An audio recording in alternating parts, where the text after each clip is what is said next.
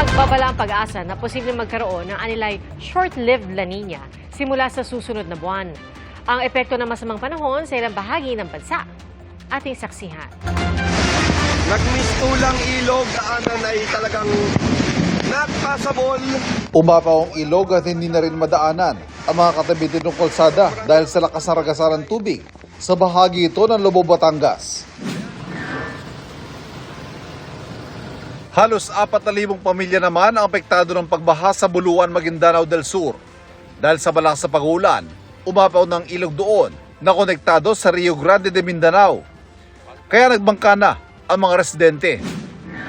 Nakaranas din ng mga pag-ulan sa Talisay, Cebu.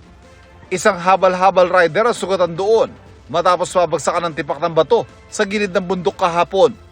Ayon sa kanyang anak, namamasada ang kanyang ama noong mga oras na yon sa gitna ng malakas na ulan. Samtang nagdagan timing nga nidahili ang mga yuta, unya naabtan kining maong biktima, unya naigo ni siya sa bato, hangtod nga naigo ang iyang ulo, ni natamaan pagyud ang tangke sa iyang motor, hangtod nga nalamba. Diha may laing mga motorista nga nakaagi, maoy unang ni pahibaw dayon dito sa Barangay Hall. Pagpahibaw sa Barangay Hall, niresponde dayon ang emergency responder. Nagpapagaling pa sa ospital ang rider. Nangako lokal na pamahalaan ng Talisay na sasagutin ang pagpapagamot sa rider.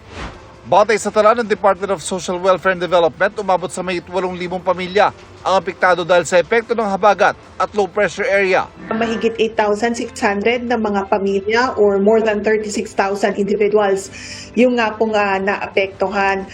Ang pag-asa nagbabala sa pag-iral na madalian o short-lived La Nina sa susunod na buwan. Itong last quarter ng ating 2025 ay medyo mas maulan, higher probability ng above normal rainfall sa mga areas na identified based on the forecast dun sa in terms of rainfall impacts.